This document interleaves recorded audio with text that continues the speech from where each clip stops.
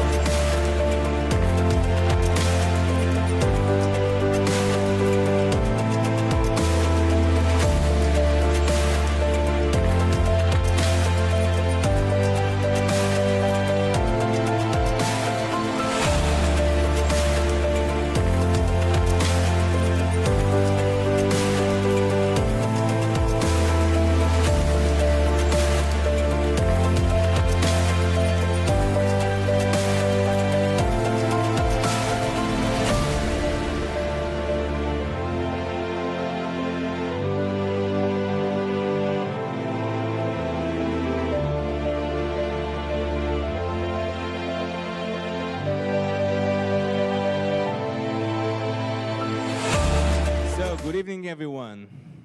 Hope you have a good time so far. I'm Tani Frank. I'm the director of the Judaism and State Policy Center here at the Institute.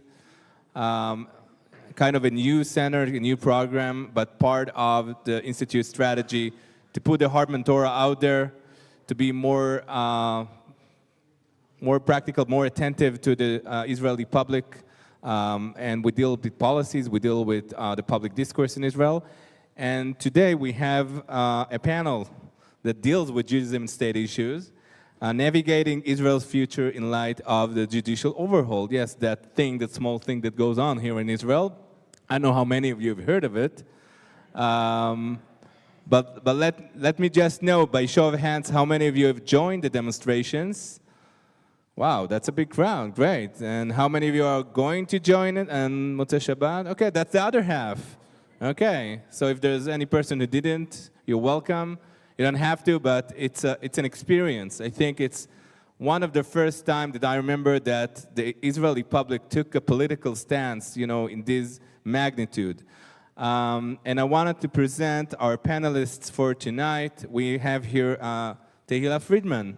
Tehila is a former MK, member of Knesset for Kahol Lavan. She spent a year at the Knesset, right? Kahol Lavan, for those of you who do not know, because they change names all the time, that's Benny Gantz's party. Right now they have a different name, but it's Benny Gantz. And Tehila was also a former Hartman faculty here in Israel. She's now heading Liba Center of the 100 Initiative, which she will probably speak about soon, or just explain to us what she does. And we also have and welcome Alina Bardichialov, also a former MK. By the way, both of them are Norwegian MKs. I'm not going to go into it, but maybe we can speak Norwegian soon. Disposable MKs. Okay, that's what Tehila says. And Alina served as an MK in the previous government, right, the previous coalition, and in Israel Beitenu party. And Alina has a PhD in strategic communications and public relations. So I just wanted to take us off with a simple question. I'll also speak, it's all right. I'm not going to only ask questions. And we will have time for questions later on, okay? So save your questions for later on. Well, we talk a lot about, the judicial overhaul and what does it do to the Israeli public. But actually, before even one thing was legislated, one word, one letter was legislated, I think we all sense the change of atmosphere already in Israel. And I think it also plays out, it plays in and it factors in what is the role right now of the judiciary and the tensions and the balances that it already shifted between the judicial reform, the judicial branch of government, the Supreme Court specifically, and the Knesset and the legislative part of it. And when we deal with Judaism and state issues, normally, at least I have a distinction, and you can, of course, disagree with me, that we talk about, when you talk about it in the Israeli public discourse, you usually don't use the phrase Judaism and state, you use the phrase religion and state, right? If you talk about it in the state, you talk about the separation of church and state, but in Israel, the term is normally used as religion and state, although we do mean what is the basic concept and what is the basic definition of the Jewish state.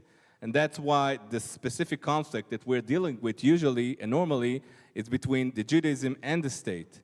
When you go and ask the question, so what does it have to do with things and issues like the drafting of Haredim to the army, or everything that has to do with involvement of the Haredi society with the Israeli society, it usually comes down to the same discourse. People are speaking about religion state, they mean it has to do with issues that has to do with their Haredi society, but also issues of religious freedom. I want to concentrate right now specifically on what does it do to the concept of the Jewish state, and what kind of implications do you see, if at all, for Judaism and state issues. We'll start with a general question, and if you want to introduce yourself more, welcome to do so. So Tehila, we'll start with you, and you have a microphone over here. Hi, good evening.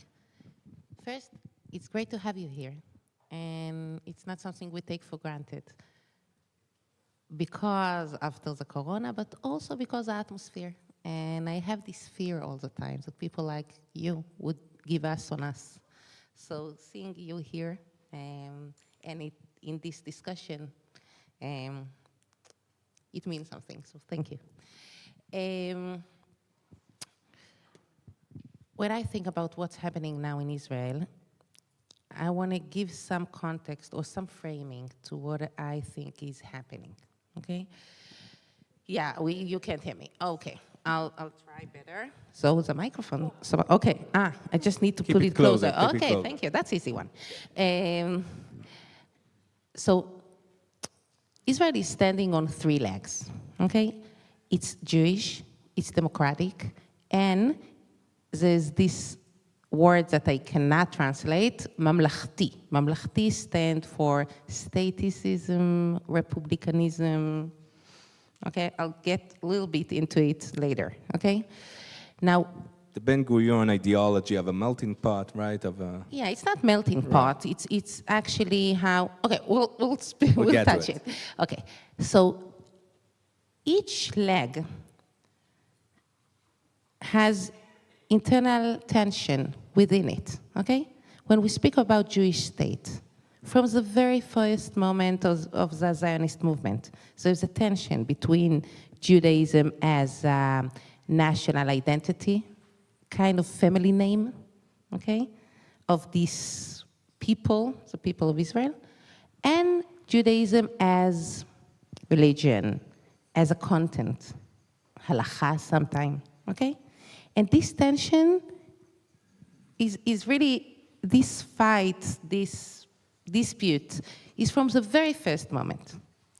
Now also, the democratic leg has a tension between, every democratic country has this tension between the majority makes rules to, human rights, the rights of minorities, okay? There is ongoing tension, always. Mamlachtiyut is a tension between this melting pot or putting the interest of the country before the sectors, okay?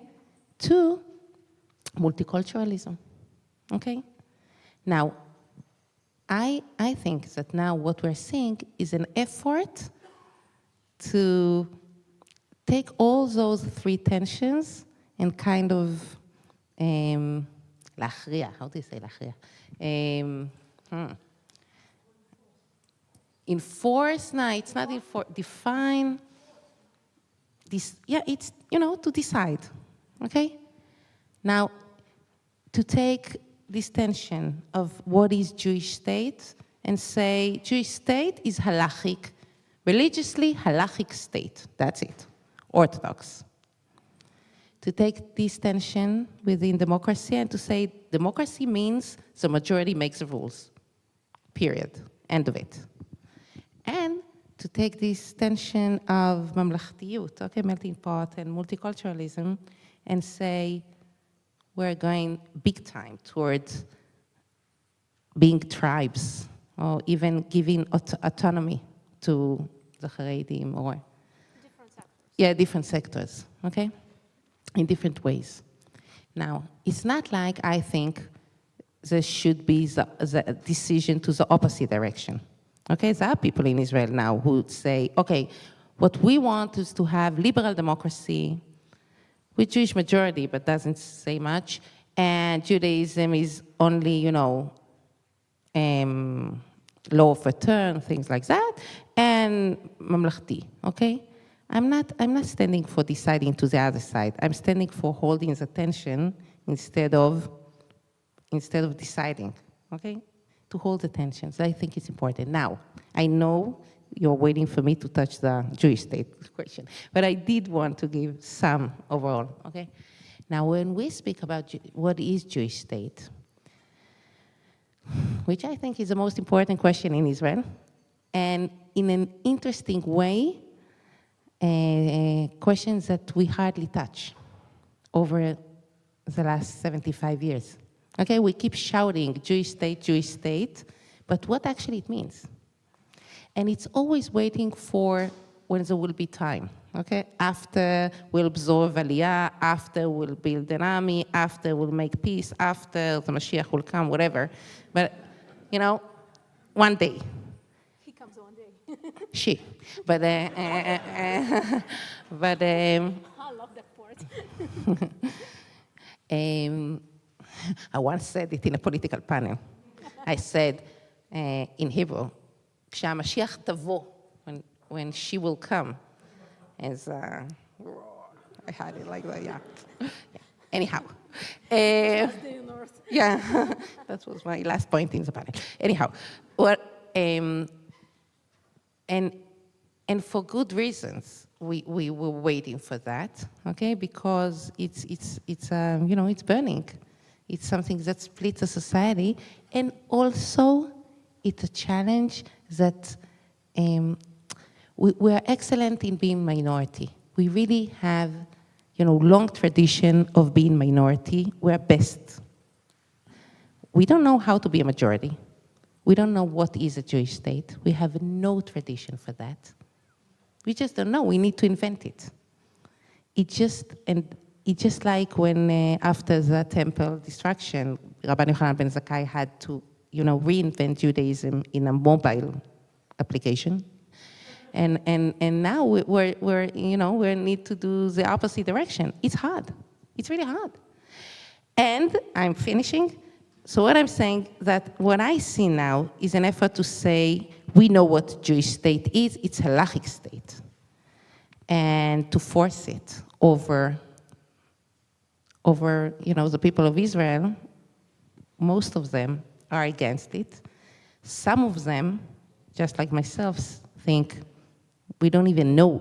There is nothing like halachic state. You invent it, and if we are going to invent halakha for state, you are not going to be the ones that we want you to do it. And so, it's an ongoing discussion, and I'm not sure I answered your question, but nevertheless, that's what I'll make sure you'll get to it soon. Okay. Let's give Alina some time to answer. Thank you, Tila. Thank you. Good evening. It's really nice to see all of you here, because actually the feeling sometimes here that no one is interested in Israel abroad. I don't know why, but this is so, probably it's a little bit egocentric, but we always think that only the Israelis think about Israel, which is wrong, but every day someone tells you that you are right, no one is interested in you. If you have any military conflict, whatever, no one is going to look on Israel, try to help it, everybody is going to ignore you. So seeing you all here means that, yes, people abroad are still interested in Israel, although we are quite divided since, I think, November of the last year. And after this promising beginning, I'm going to drill down to my personal story in order to answer your question. I repatriated in 1995. I was 13. I was young, I was Zionist, I came from Moscow, and it took me quite some time to realize that Israel is completely divided. I'm too Russian, too Ashkenaz, and I have different kinds of wrong things like accent, like different thinking and like different history, and I'm different. And that was the problem in the very beginning of the 90s. It was the problem in 2000, 2010, 2020. It doesn't change. My first interaction with the rabbinate was in 2000 when I decided to get married, and I was too Russian. And since I was too Russian, I was questioned whether I'm Jewish. You are not questioned whether you are Jewish if you repatriated from France, from England, from United States, from Canada, but if you did this mistake and repatriated from Moscow, and everybody knows that you are from Moscow, even if you repatriated from United States, but you were born in Moscow, that means that you are probably not Jewish. So I was going through hell to get this document that I'm Jewish. And actually, in the perspective of time, I do realize that it was completely nothing comparing to what's happening today. I had a slight conversation with Noah. Noah was born in Israel. She is Taber. She's almost 40, and she decided to get married in her 30s. Actually, the only way of her to get married, for the second time, I'm just appointing that thing, was to give 200 shekels to the rabbi. Because the rabbi, in specific city, I'm not going to name it, in specific city decided that Noah, who is Taber, who was married before, who had get divorced, for the first time, and she wants to get married a couple of months later, probably, and take the explanations of whatever you want, but actually he needed 200 shekels. He didn't get it, she couldn't marry, she went to another rabbinate in another city. It was hell. What's going on right now between the Jewish state and actually the people after these elections, even more tragic than anyone can think about. Because actually you have a parliament where you have probably something like 30 non-religious MKs, and all the others are religious, and actually they are quite aggressive. That's the problem right now. Because they were out of the government for a year and a half, they didn't get the money they wanted. Actually, they had some kind of problems. The problems weren't resolved, and right now it becomes we become to think that actually all this confrontation between non-religious and religious Jews went to another level. So in 2000, I was questioned whether I'm a Russian and that's why I'm not Jewish. Today they want to change the law of return. And that's what's going on right now in Knesset. They want to change the law of return just not to give people like me to get to Israel. Why? Because I think that we just elect the wrong parties. They need people to elect or religious parties or Likud, and we are too Russian to be confirmed that we are going to get our vote for Likud. Probably we are going to vote for Israel Beiteinu. That's why we can't come to Israel. That's what I feel. That's what others feel. That's what my relatives in Russia and Ukraine feel, that they are not wanted here, which hasn't been before. At least before, I was questioned whether I'm Jewish, but at least I could come here without any problem. Right now, they changed the law of Darkon, which means that you cannot get Darkon during this a year, more than a year, I think.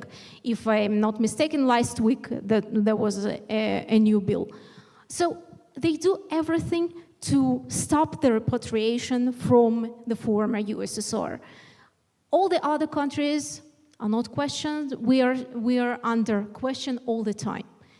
And I feel that it's going worse and worse from day to day, from year to year, for non-religious people in overall, and for those who repatriated from the former United States, former USSR in particular. And to make the long story short, the new reform. And I'm going to, and I'm saying, and I'm talking about judicial reform. It changes the, let's say, the weight of each party. I mean, non-religious and religious, and which might be quite traumatic for all of us. We see all these people outside, and I see that you are going to see how it looks like outside. And I think that for another year, 2, 3, we are going to see the changes. I mean, extremely bad changes for the part of religious. And I'm not talking about you, Tila, of course. I'm talking about Shas. I'm talking about Yahadut Torah.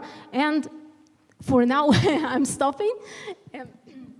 Okay, toda rabba. Thank you very much, Alina, also for sharing with us her story, which is a story of many Israelis, right? A lot of Russian-speaking Israelis in Israel have faced, doubts in their Judaism by the Institute, by the Rabbinical Institute, by the Chief Rabbinate in Israel. That's our story. But I want to take us back to, the connections between this story or these stories that you have told and the judicial overhaul, because one of the factors and one of the things that surprised me, I can say, that, the Haredi parties do not necessarily want to do a lot of changes to the courts, naturally because, or essentially because, they regard the secular courts, the B'tei Mishpat, the secular court, the Supreme Court, as the halachic term, which is erkaot. It's a foreign, entity that they should not be legitimizing, they should not be using.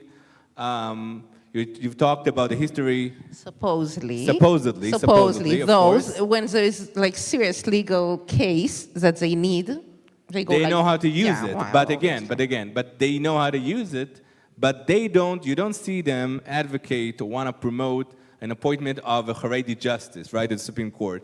Because there is a discussion about the Supreme Court and if they have enough variety of justices who come from different backgrounds. I think we have one Russian-speaking justice right now. I don't know if he's just a Russian-speaking person, but I think one of them. By the way, we have a lot of religious Zionists within the Supreme Court, and we don't see a Haredi call for let's have us. We need representation, right? Even when there was the first time ever Haredi woman appointed by, back then, Ayelet Shaked was Minister of Justice. She appointed, I think, 3 or 4 years ago, the first ever Haredi woman as a court judge, not a judge, it was in the Supreme Court. the Haredi media and the newspapers didn't even report it. They didn't even put her blurred picture out there, right? I mean, they just ignored it. Maybe because that ideology still exists. They know how to get there if they need to, but they have their own rabbinical court. So the question that I was dealing with and debating with is, so why do they care so much? I mean, they're part of this coalition. It's not that they just, go with the flow and, okay, Netanyahu, Yariv Levin, Rotman, all these people want to have it, so let's have it because we need a coalition. They're actually pushing for some parts of this judicial overhaul. So I'll give a suggestion, but I want to hear you guys' thoughts about it. One of the things that happened in the previous 2 or 3 decades is that with regards to Judaism and state issues, a lot of achievements were achieved through the Supreme Court, right? Only in 2021, there was an historical decision by the Supreme Court to acknowledge, to recognize non-Orthodox conversions being conducted in Israel for the first time ever. And the response to that is one of the clauses, the many, many, many clauses in the coalition agreements that promises that we will see a legislation to subject all conversions in Israel to the chief rabbinate. So there were a lot of resolutions and decisions that the Supreme Court has taken. And you know what chair of UTJ of Yadut HaTorah party, Moshe Gafni, said. He has a saying that he repeats all the time, that Bagatz was never for the Haredim. Bagatz was always against the Haredim. And of course he meant also, the whole issue of the draft of Bnei Yeshivot. And so there is a difference between issues that has to do with the involvement of the Haredi community and the issues of freedom of religion in Israel. But all of that come together into some kind of a support that maybe doesn't have to be there for the Haredi politicians, for some parts at least of the judicial overhaul. Specifically speaking about the override clause, but not going to go into details right now. So I want to hear your thoughts. Let's start maybe with Alina first, and then Tehila. In 2016, I was a spokesperson for the Ministry of Defense. It was the time when the former Minister of Defense, Victor Lieberman, asked the Ministry of Defense and the Army to make this bill about drafting Bnei Yeshivot, the Haredi young people, to the Army. And since I was sitting on the floor with the advocates, although I was a spokesperson, but there wasn't room for me on the proper level. So I was sitting with all those advocates for the ministry. And one of them was specifically involved in writing the draft of this future bill. And he told me that they spoke to all of the Haredi main rabbis and to Gafni and to all of the leaders of the parties, Deri and so forth, about this draft. And everyone agreed, because actually this draft was dealing with a specific amount of guys that have to be drafted to the Israeli army each year. And it was quite a small amount, I must admit. On the day they had this bill passing in Knesset, all the Haredi MKs looked and tried to check whether this bill is passing, because it was they were all for it, but they couldn't vote for it, of course, but they were for it. After that, it was the first draft, first election, Kriya Rishona. Yeah, first call in the plenum, in the Knesset, right. It was the first call. And after that were the elections. Number, I don't remember how and much. Whatever, we had elections in 2019, and Israel Beiteinu got only 5 seats in the parliament, and then all the Haredi guys came to us to tell, no, it will never happen. This bill is not going to pass. And we were just curious to understand why. Because actually they agreed probably half a year before that. Nothing changed. And they said, we are many, you are not. We want this bill to be burned. And that's why it's not going to happen. That's it. That was the official answer from the Haredi parties. And since then, we actually realized that the amount and the number of seats, this is the most important thing, because you, as non-religious party, cannot deal with religious parties if they are many and you are small. And that was the first sign that actually they didn't want this draft to pass. They decided that they want all the Haredi young people just or to stay in yeshivot, or just to go and start working, but that's much less, I must admit. And we asked why, because we realized that it's taking them.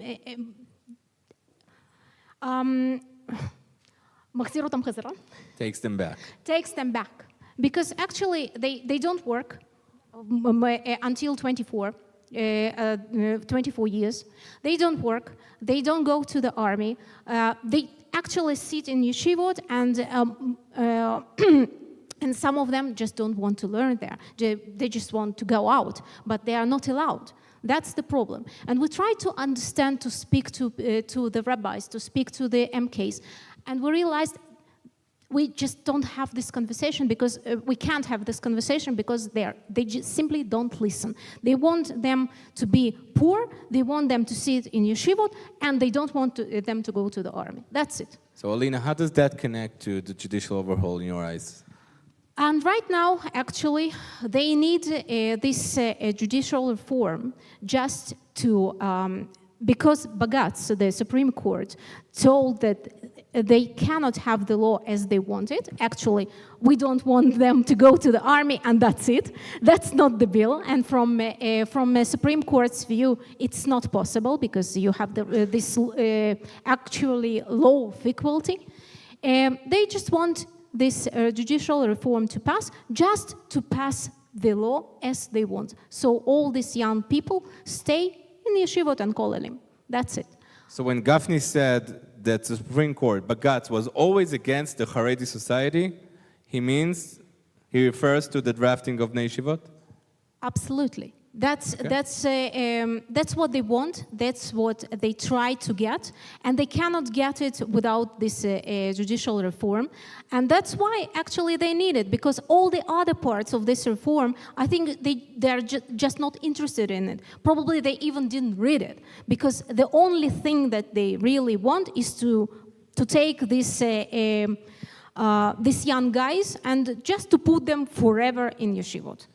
Okay, Tehila, I think when Gafni say that Bagatz was never for the Haredi society, he means was never for the Haredi men. Because I can think about a couple of times that Bagatz really stands for Haredi women. But eventually, Gafni is less interested in them. It's interesting, only 2 years ago, there was a group of Haredi women, there was a group of Haredi women who came to the courts against the party, Agudat Israel party, because according to the rules, Amanah, their party protocol. Right. Protocol, women is not allowed. They cannot be members of the party. Yeah, so they are not allowed to be members of the party, and obviously cannot serve as a MK on behalf of the party, and that's clearly discrimination. In this time, I think the court stood for Haredi women. So I think I'm mentioning that because I really think it's more than the issue of the army. The issue of the army is important and is immediate. But the question is equality in general, all kind of equality. Equality between men and women, equality between Jews and non-Jews, and equality between heterosexuals and LGBT. I mean, all kind of equality. The court is the institution that promote or stand for equality in Israel. And they are against it. I don't have any other way to put it. That's a question, okay? Now, you might be surprised, but I actually think that the court made a mistake. I think the army question is not for the court to decide, actually. I think it's a clearly political question, and it needs to be solved by the political system. And we cannot ask the court to be babysitter whenever we can't get our act together, and we do many times. On the other hand, when there are questions of equality of individuals, the court has to be there. Now, where exactly is the line between questions of groups and communities and which need to be solved, I think there's question of the country identity need to be decided by the Knesset. Question of human rights need to be decided by the court. Where is the line? Very hard to define, and there's a lot of manipulation you can do here. They'll say civil marriage is a question of a Jewish state, of the character of the Jewish state. And you'll say maybe it's human rights. Yeah, we can debate over, every issue, every legislation, but I think it stands over equality, really. And I think most of the times that they were mad of Bagatz were either when Bagatz stood for women or, equality, or when Bagatz got into questions of identity, such as Shabbat, such as Shabbat in the public sphere, things like that, which I really think Bagatz shouldn't be there. Now, I'm not blaming the court, because when the court can't say we're not making decision when there's a specific person that her conversion was not, there's specific persons. The court has to decide. He can't tell her, okay, too complicated for us. They really tried for 15 years, actually, but there's limit for that. But there are issues that I think the court should have been more careful, okay? But most of the examples would be from 30 years ago and 20 years ago. I really think it changed already. I think the court of today is by far less activist than the court of Barak. And they're bringing back Barak from his old age home. Barak, the former president of the Supreme Court, our own Barak. Because the examples are from there. It's 30 years ago, God's sake. And yeah. So the question is not who's making the decisions. The question is liberal values, equality, values of women. I really think women is in the center here even more. Yeah, gender issues are definitely there. I want to stay with you, Tehila, for instance. May I just tell a short, funny story? Not about only if it's funny. Yeah, not about the state, but about the court. Two neighbors in my hometown, Ashdod, had an argument and went to the court. And one of them, who actually brought the second one to the court, lost. So she's telling the second one, she's telling her, let's say, Haya, we are going to go on this argument, and there was something about the sailing and leaking and whatever. We are going to go to the Supreme Court, and if Supreme Court says exactly what said right now this court, I'm going to Bibi, and he is going to solve it. That's the level of understanding in the street. And we're talking here about these complicated issues between Jewish state and the Supreme Court. Okay. Hopefully the level of understanding here is a bit better. Definitely. That's the level of understanding sometimes on the streets. Okay, I want to go to another part of the Israeli society that is very much involved with this judicial overhaul. You could even say that pushes it. I mean, in the most severe way possible, and it's about religious Zionism. Although we do have a party which is now called the Religious Zionism, right?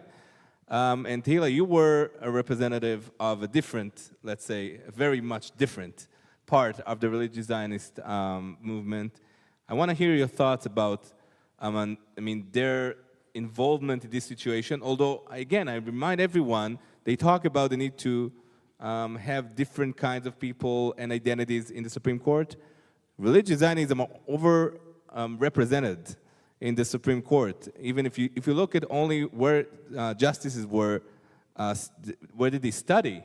Even if they're not considered religious Zionists right now, they grew up in the religious Zionist education system. So what are your thoughts about it? Again, I don't buy it. I mean, I don't buy that what disturbs them is the court is not being מגוון enough,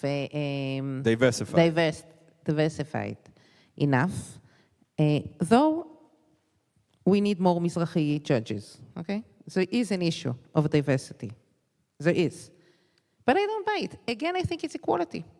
This time between Jews and Arabs. And I really think this is what disturbs them. And this is a motivation. Now, look, it's not a secret. I'm religious Zionist. Grew up in Bnei Akiva, Ulpana, did all the way. Yeah, raising my kids in Bnei Akiva, and very much part of this community. Heartbroken from what's happening. It's not a secret that we had a long internal dispute between different parts of this community. We still have. Yeah, but we lost. Meanwhile, yeah, it's as hurting as your face. Look, this community stands for three things: Am Yisrael, Eretz Yisrael, Torat Yisrael, the people of Israel, Torah of Israel, the land of Israel. Different parts have different priorities. Some of us think first is the Torah, then comes the land, then comes the people. Those people are Avi Maoz people, okay? That's why when there was an option to build a government with Mansour Abbas and the Arab Party, they said, fair enough.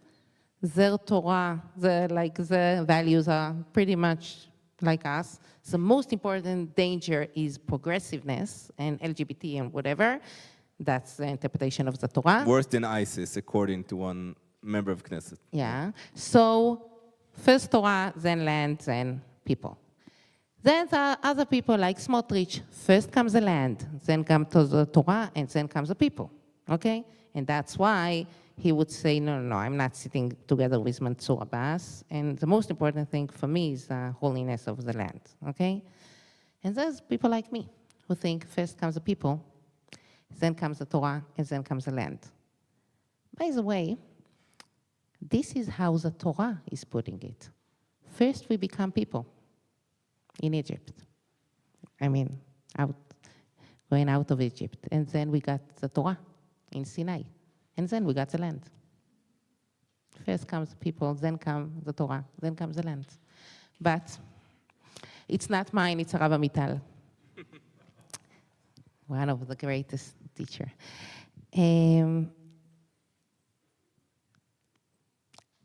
Now, why it's important? Because you can think about people like Naftali Bennett, okay?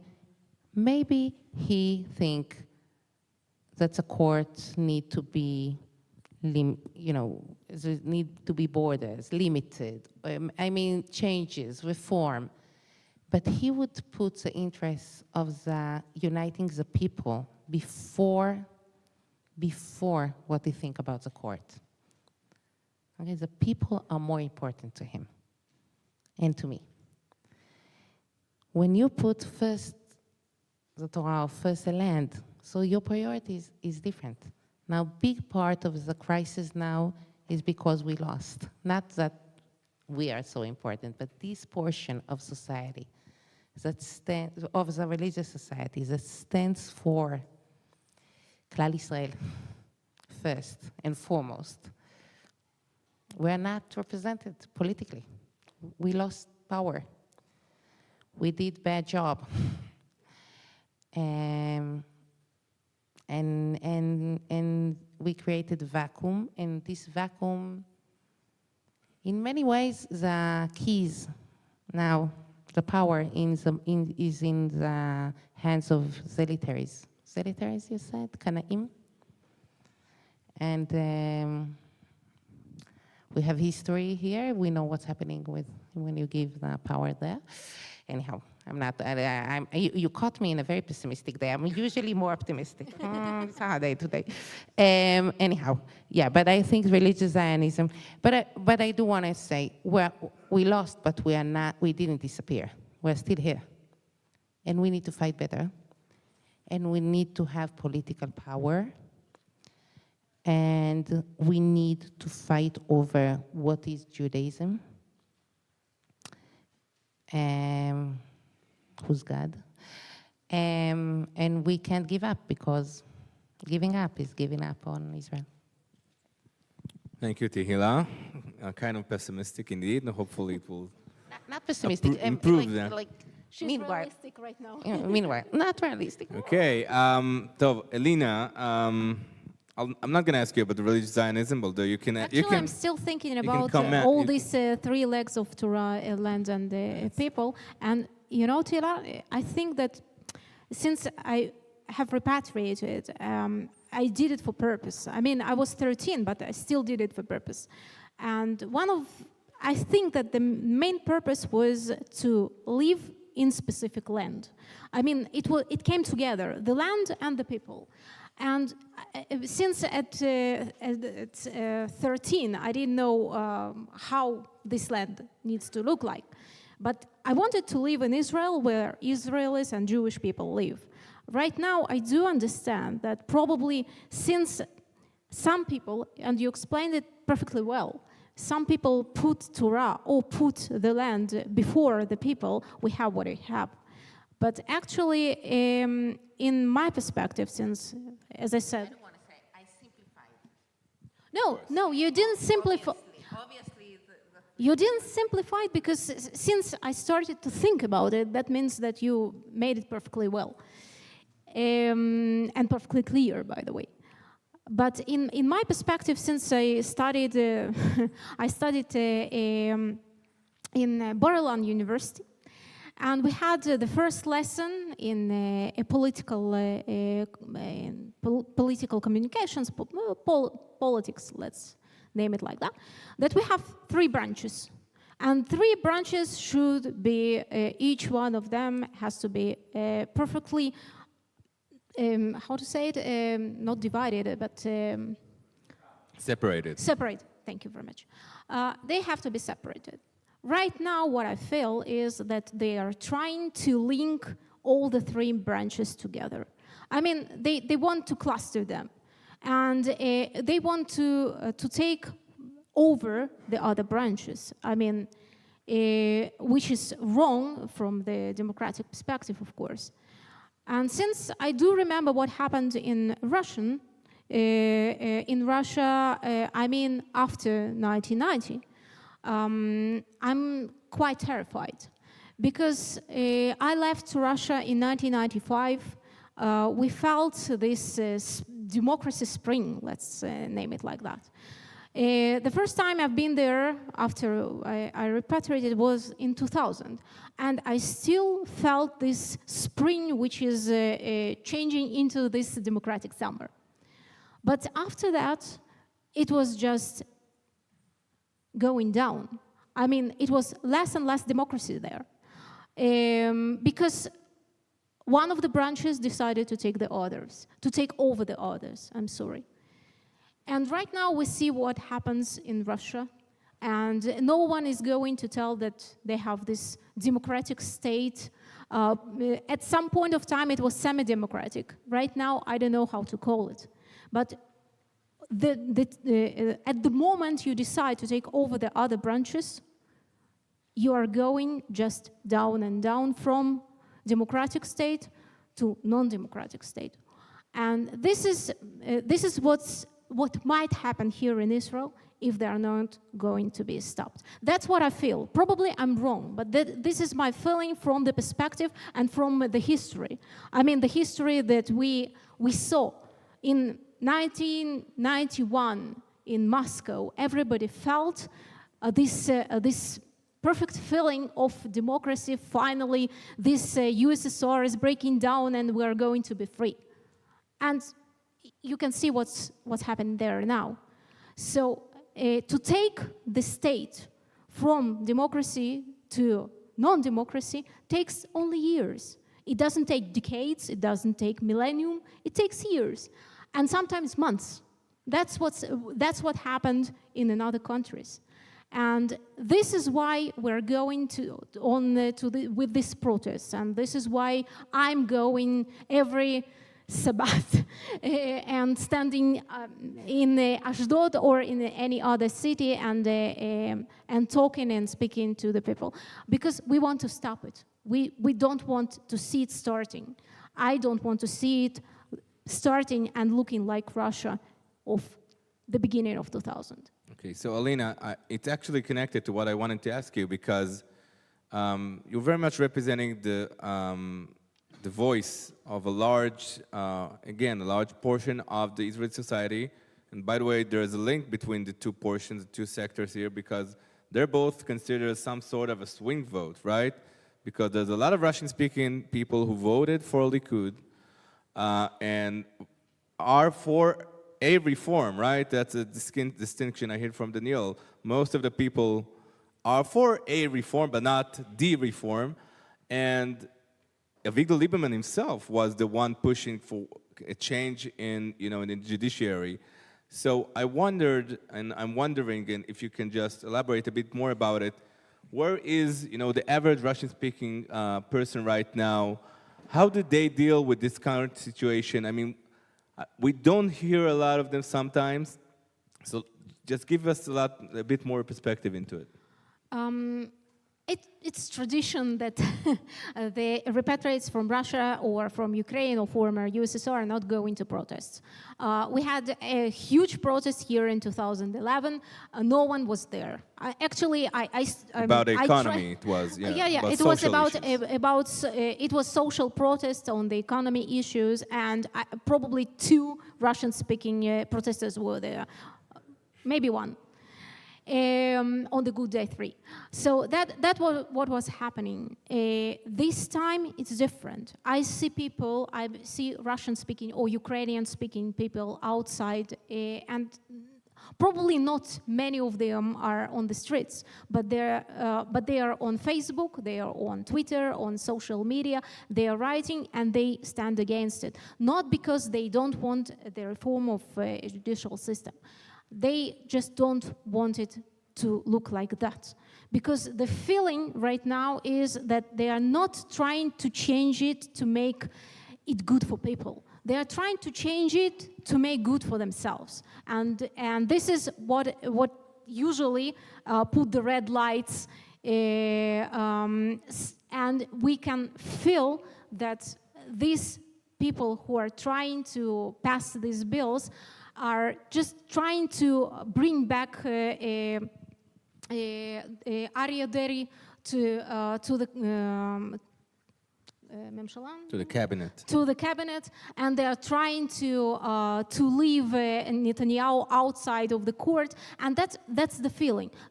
Whether it's right or wrong, it doesn't matter. That's what people think.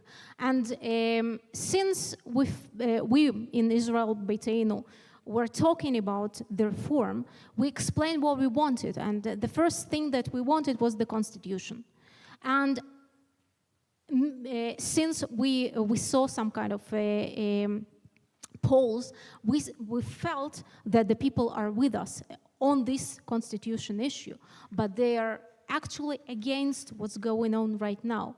And I see once again, according to the polls that we see on the television and the polls that I know that some parties are doing, I know that people feel that they are being lied about the whole process, about the whole issue of the reform. They don't feel the reform. They feel this trying to change the system just to make some people feel better, and all these people are in the Knesset. Okay, so before we finish this part off, and of course we want to open it up for questions too, I wanted to ask you a bit about, just to reflect a bit about things that happened, because the role of the Supreme Court, well, you talk about Judaism state issues, is very important. It's a pivot player, right? Like we said, a lot of achievements were achieved through the Supreme Court, but I have the sense that maybe, not the two of you, of course, specifically, but maybe the liberal camp in Israel maybe went to court too much sometimes. You said, Tehila, that some things shouldn't be resolved by the court. I mean, do we have a responsibility over what's going on? Do you think there is something that could be changed? And again, without having anything legislated yet, we already see there is an effect, some sort of a chilling effect, right, over the Supreme Court. If I need to look at the next Supreme Court decisions, and there are disputes still in the Supreme Court with regards to Judaism and state, just one thing is the Kotel agreement, which is still disputed in the Supreme Court. Another thing is the ability for religious women to be ordained by the chief rabbinate, to be even tested for ordination by the rabbinate. Those are things that are being, should be resolved, and I don't see any Supreme Court anytime soon coming to a decision. So what do you think about the role of, this liberal camp in this situation? 100%. We went too many times to the court. And more important, we just didn't do a good enough political work. And that's even more important. We were wishy-washy about getting our hands dirty, and also about defining what we stand for and not only what we stand against. And now when I say we, I'm not talking about the moderate religious Zionism. I'm talking about the center of the Israeli society, okay? People who believe in Jewish democratic state and are not willing to say either or, okay? Are not willing to this, okay, either it's a Jewish democratic majority makes the rules or a liberal democracy with Jewish majority. No, we want Jewish democratic, both stand for values, both stand for content. Look, I was in the Knesset. I can tell you I can give you a list of what we were trying to prevent as a party. What we were trying to push for, much harder. I can say what I was trying to put. I came with a long list. But as a party, there's work that need to be done here. Actually, I'm doing Google Us, the 100 initiative. That's what we're trying to do, to put policy, philosophy, leadership into this concept of center, to rebuild the Israeli center. Because when you go to the court every time, that's like a magic. Yeah, that's okay. That's a trick. Now, even those two examples you gave, I think the court need to decide that women can be ordained by the test to be ordained, because there is that's a full discrimination of women. I don't think the kotel is the play. I don't think the court need to decide over the kotel, even though I totally believe that we need to give, place and rights to all the communities, and to have egalitarian tefillah, and to go according. I'm totally there. We need to achieve it politically, not by the court. Not by the court. And we need to do the long way. And also, this Mizrahi thing. having one Mizrahi judge in the Supreme Court, We have 2. And 1 Arab, by the way. not legit. Not legit. Okay? There is reasons, a process, this, that, not legit. Is that the purpose of the reform? No. I said, the reform is against the sense of equality. That's it. That's what I believe. But do we need to do a better job in that? Obviously. Also, our parties cannot be so white, Chiloni, higher, or WASP. middle class. Need to be much more diverse. And the smallest we, as in religious Zionism, also need to do the same. To get our act together, to be organized, to fight politically. Look, there is something amazing happening in Israel. Amazing. People that for years were concentrating in their life, in their career, are out there, holding flag, praying a tikva. You would be there, you would feel they're praying, they're not singing. And it's amazing. It's amazing. Finally, this, sleeping majority, stand up. There is something big happening here. But we need to build infrastructure, okay, for long term, to take this energy and to build political infrastructure, serious one. And we will, Imirtze Hashem, we will. We really will. We're working on it. Great, so a bit more optimistic. Yeah. That's no, good. I feel horrible send you with this pessimism. That was a hard moment. You had to balance. You had to balance. Okay, Alina. The one and only time I went to the Supreme Court with Israel Beiteinu was when we started trying to deal with this DNA checks issue. There was a time, and there still is actually, when you go to the rabbinate in order to get married or to prove your Jewish identity, and then you are sent to make this DNA test. DNA test on Jewishness. That was the decision of the rabbis probably 10 years ago, that you can do actually this DNA test in order to prove your Jewish identity. And after that, they just decided that every single time when they think, and one of the cases was, you don't have the color of your eyes the same as the color of your eyes, of your mother's eyes. That's why you are probably not her daughter. That's why you need to go and make DNA test. So that was, that we had to, actually the party cannot go with this thing to the court. So there were 3 women who actually went to the court, and we attended them.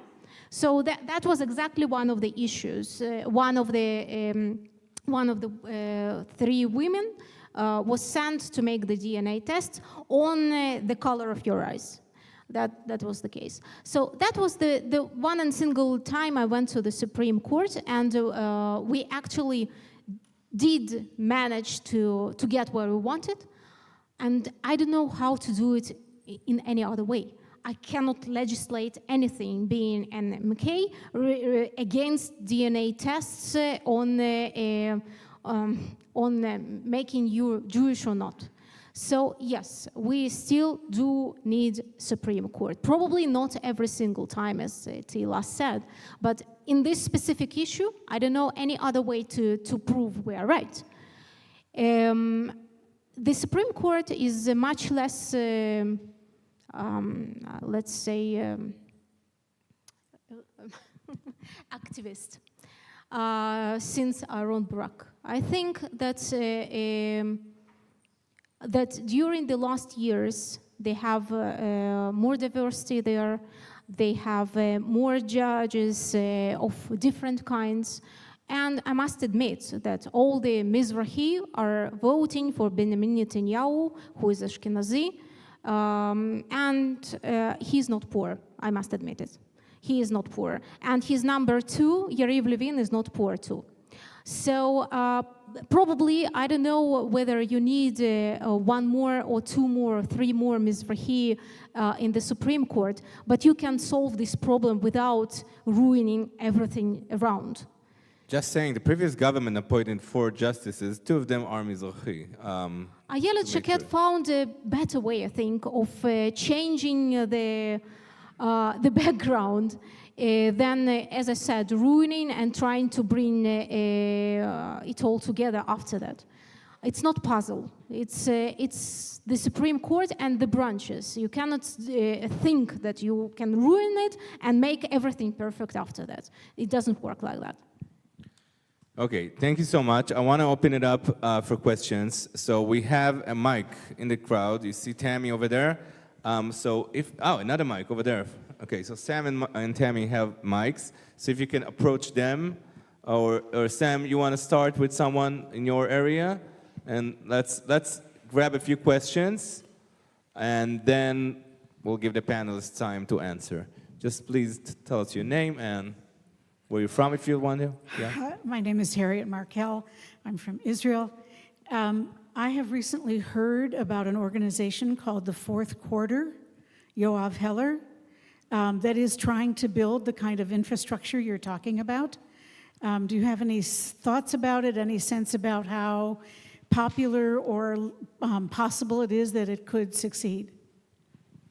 Okay, let's have another question from this area. Here we have over here. Yeah. The gentleman over here. Thank you. I know the coalition got distracted. Just your name, please. Oh, I'm sorry. Rick Shapiro. I'm from Utah in the U.S. I know the coalition got distracted this week with other events, but it appears that they're trying to push sort of a piecemeal approach to the judicial coup. They're talking about doing the reasonableness law on a somewhat modified basis. I think losing the Bar Association election, they're now talking about basically dismantling the bar, taking away its official status, and also taking them off of the selection committee. I guess 2 questions, sort of quick questions related to that. Is that just a negotiating tactic, or do you expect them to push it? And if they push it and succeed, will the unions in the tech sector shut the country down again in response? Thank you. And thank you to all the speakers. Thanks for your question. So I'll let you guys maybe let them answer. You want another question? Okay, let's get another question from there, and then we'll get the panelists to answer. I'll keep it short. David from Detroit. I guess the question is, how can we help, we being generally North American Jews who generally subscribe to the Judaism you described, the priorities you described. Obviously, we can't vote. Most of us aren't going to be here in the streets. It's very expensive, the plane tickets, but what can we do? That's a good question. Okay, so who wants to take first? Alina?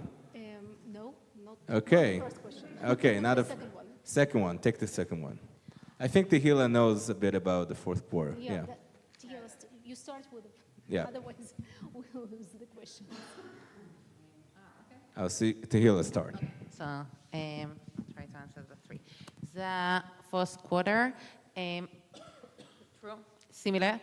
The difference is we have a little bit of a different theory of change. They are trying to build a party, I think, actually. We're working with policymakers, with leaders, they're working bottom up, we're working top down. And also the difference is working with the 4 tribes, means trying to have also Arabs and Haredim. And we think that first we need to rebuild what we call the Zionist covenant, like the people who believe in Jewish democratic together, and trying to push for that being the next government, okay? Okay, so it's a bit of a different approach, but yes, there is a lot of similarity. Do I think... And they're 100, they're 75. That's the fourth quarter. Oh, yeah. That's Well, yeah, it's the difference. same. No, it's the same. Yeah. I don't think it's a negotiation. I don't think. We're talking about the dismantling Yeah, of the bar no, association. I think it's for real. And what would happen if that passed? God forbid. I have no idea, but I do think, you know what's God forbid? I'm really scared. I mean, I don't know what's going to happen with the army. I don't know what's going to, I don't know. I really don't know. I feel like we are in a car, like in cartoons, you know, when the car is stopping, and two wheels are, you know, like that. That's how I feel. And I'm afraid they're going to take down the handbrakes. I don't know. Hopefully they will not. Hopefully we'll succeed. Hopefully the president, God, whatever. I don't know. So yes, but I don't think it's trick. I don't think it's trick. And how can they help? How can you help? It's a good question. First and foremost, remembering all the time that just like you are not your government, I remember 4 years ago, we are not our government. And there's I think many ways to support what's happening here, okay? In terms of either financial, active, like having our voice heard in your country. It's extremely important not to let people color Israel in one color, okay? And also there's a lot of cooperating. I think, I don't know how political I can be on your side. I think that's a fact. We have this administration in the White House. Thanks God for that. Had we have it 4 years ago, this legal overhaul, the situation was totally different.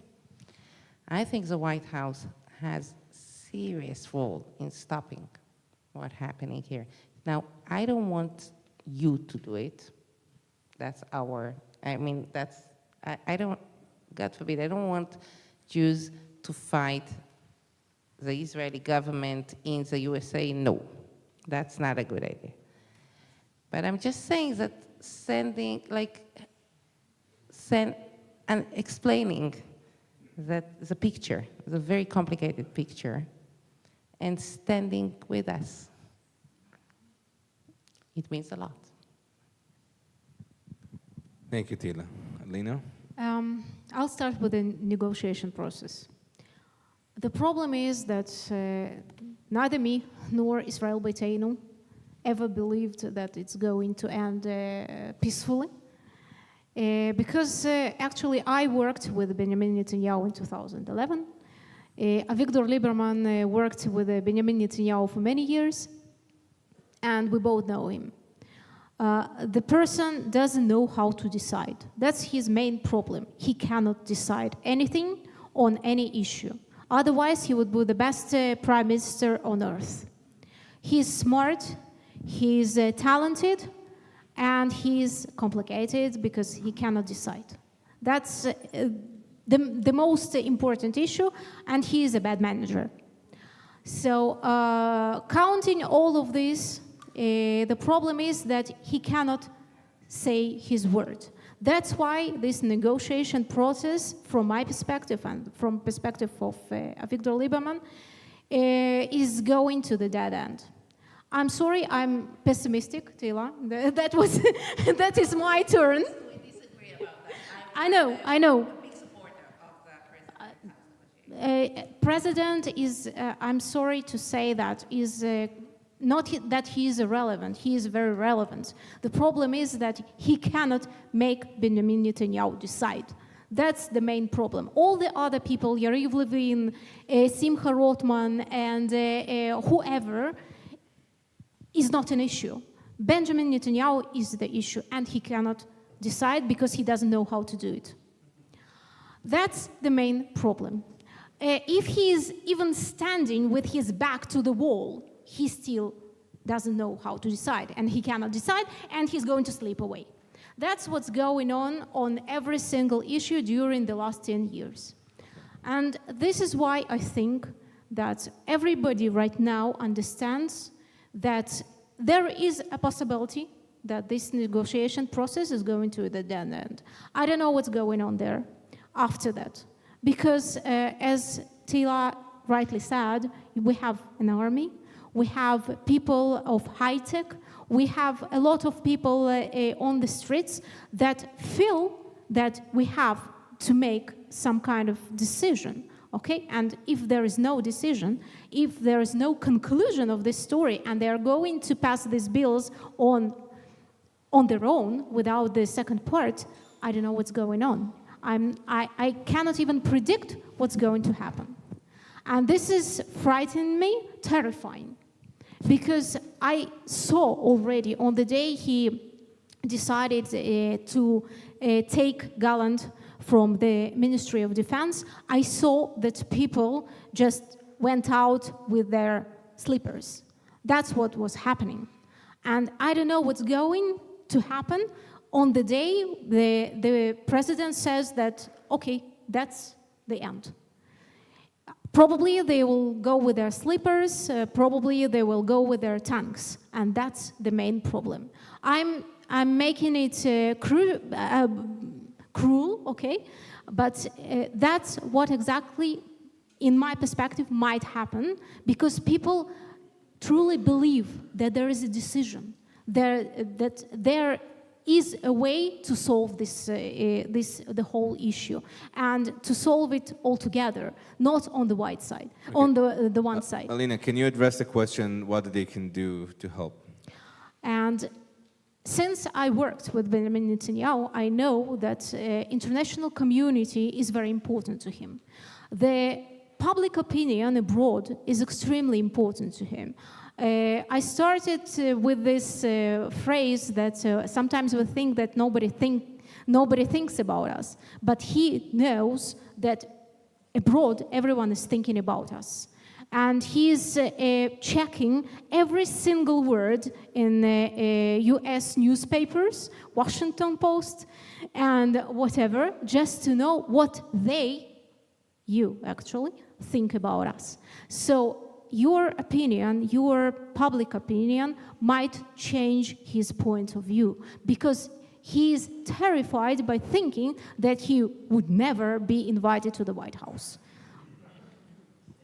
And he's still not invited. Okay, so let's take another round of questions. Tammy over there, and Samuel, pick yours.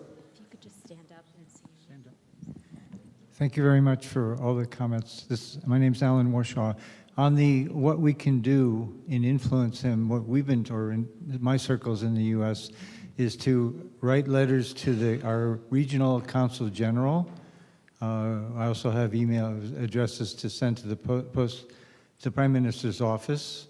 Those kind of things, to get things in writing. I'm looking for some specifics, because you support what the other gentleman said, how we can help, but now I'm trying to be a little more specific, and by mentioning these things, maybe you can add to that for us.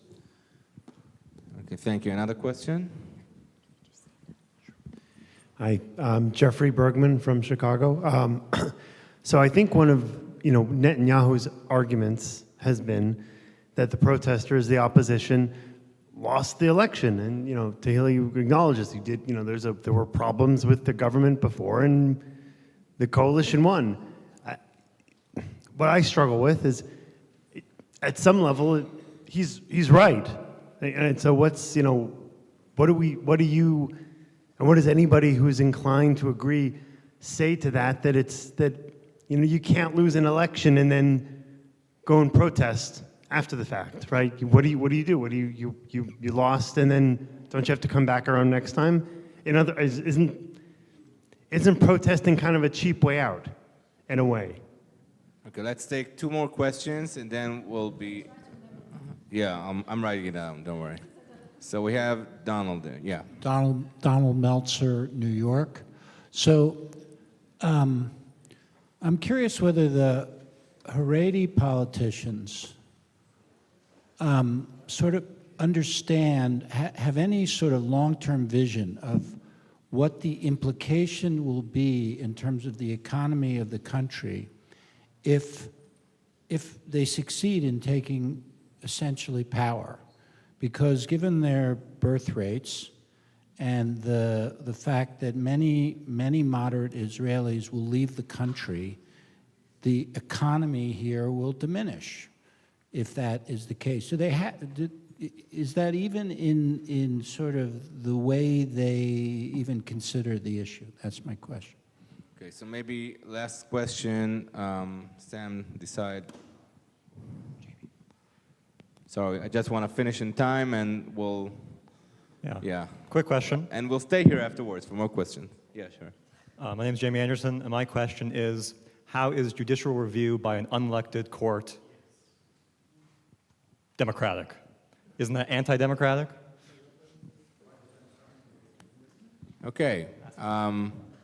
Thank you, Jamie. So who wanted to take it first? And let's make it a closing round. We're able to answer the questions and make a closing remarks. Please, Tehila. As you saw, I'm a great believer in holding tensions. Okay, there is Israel don't have a constitution, but there is a constitutional dialogue between. That's another way to put the checks and balances. Okay, so there's supposed to be judicial sometimes overview, and then the Knesset is changing the law, and then it's like that way. Okay, it's not to give the court the last sentence, but it's also not to give the government all the power. Israel don't have a constitution. Israel don't have three branches. We don't. The Knesset is controlled totally by the government. Totally. Yeah, which is a great problem. I think the greatest, by the way. So we have only two branches, okay? The parliament and the government and the court. To give one of them total power, no democracy. I don't know a democracy that have only one branch. I don't know a democracy that have no checks and balances. I don't know a democracy that you have no way to protect individual rights. I keep asking people who stand for the reform, as a woman, if there is a legislation, one of the long list that stand on the table of the Knesset right now and hurt my very immediate rights, what am I supposed to do? So the answer is to trust Smotrich, thanks God, or Moichel Toives, if some of you know Yiddish. And the other option is to wait for next election. I don't think this is a democracy. I think democracy is about balancing. Now, as I said, not in every issue. The court should not get into every issue, but there should be a constitutional dialogue, okay? That's about the judicial review. Though I must say, this is not the heart of the reform. This is not. The heart of the reform is how you elect judges. That's the only thing that they're willing to commit suicide over. Like, that's the one and only thing. They're willing to give up everything else. Choosing judges. To the Supreme Court. What about the question about the Haredi understanding of what the implications? How am I supposed to say it politely? I don't know. They act as if they're a 3-year-old kid.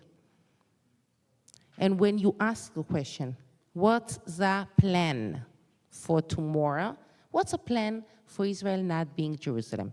Jerusalem is a city that most of the liberal people left, and the city collapsed economically. Collapse. The city is held by Israel. Israel has no one to hold it. What's the plan? And I keep asking that. No plan. So, yeah, it's being very childish, very frustrating, very.